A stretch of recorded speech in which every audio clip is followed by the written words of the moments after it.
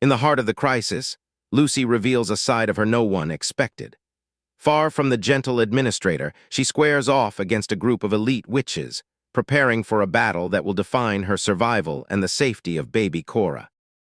With the cold precision of a teacher, Lucy draws a boundary in the earth. She issues a stern ultimatum: cross this line and face the consequences of a warrior. The witches, insulted and arrogant, send their elite fighters to subdue the princess. They underestimate the resolve of a woman protecting her family. Chaos erupts as Lucy unleashes raw, hidden power. Cora, nestled in her sister-in-law's arms, feels the dizzying rush of the battle as bone-breaking strikes echo through the clearing. As the dust settles, the gruesome reality of the victory dawns on Cora. The little princess realizes her sister-in-law is a force of nature, a guardian whose strength is beyond anything she imagined. The fallen sisters leave their comrades in a state of mourning and fury. They vow vengeance, blaming their loss on the perceived corruption of men. Breathing control becomes the rhythm of death for Lucy.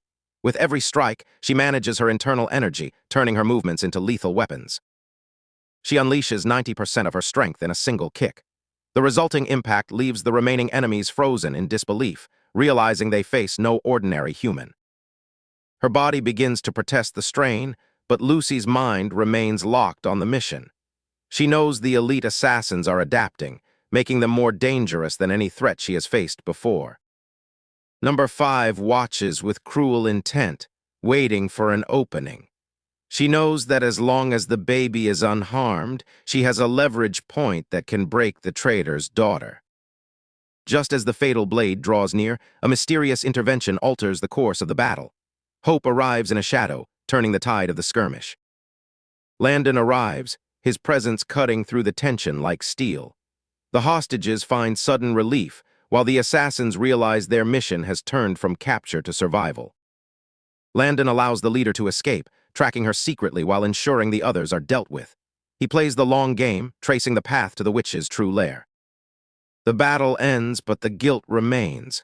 Landon reaches his bride, heart heavy with the weight of the danger she faced. He had let her fight for growth, but seeing her injured breaks his resolve. Cora, sensing the tension, lets out a deafening wail. It is a necessary disruption, forcing the lovebirds back to reality and shifting the focus to the urgent needs of the hostages and the cleanup. The news spreads through the capital like wildfire. People feel secure, celebrating the princess's strength and the unwavering efficiency of the law, cementing Baymard's reputation as a sanctuary of order. Far from Pino, in a hidden estate, the atmosphere is suffocating. Over 30 masked figures await their leader, their silence speaking of the absolute terror the burly giant at the head of the table commands. Life in the pirate organization is a brutal daily dance with death. The poison taster's demise is swift, serving as a chilling reminder of the cruelty required to survive in their world. News of his kidnapped brothers reaches the pirate leader. The discovery of the abandoned ship sets his heart on fire. A storm is brewing, and the continent of Pino is the target. Back in Baymard, the mood is one of triumph. Landon receives word that the drone manufacturing project has hit a major breakthrough, exceeding all expectations. The weapon manufacturing industry showcases their latest creations, drones. They are the future of reconnaissance, small, agile, and capable of changing the face of warfare forever. The room erupts in applause as the drones hover. They are alive, machines of grace and power that embody the cutting-edge advancement of Baymard's technology. The scrutiny is intense. Every detail, from battery life to weather resistance, is questioned. The progress is immense, but the road to full implementation remains a rigorous test of engineering. As the drones are finalized, another chapter begins. Foreign guests from Zalipnia, including King Uther and Queen Beverly, arrive for the upcoming royal wedding. The visitors are stunned. Baymard's architectural marvels, once just stories, now stand before them in all their glory, promising an era of prosperity they can barely comprehend. The arrival is a historic moment.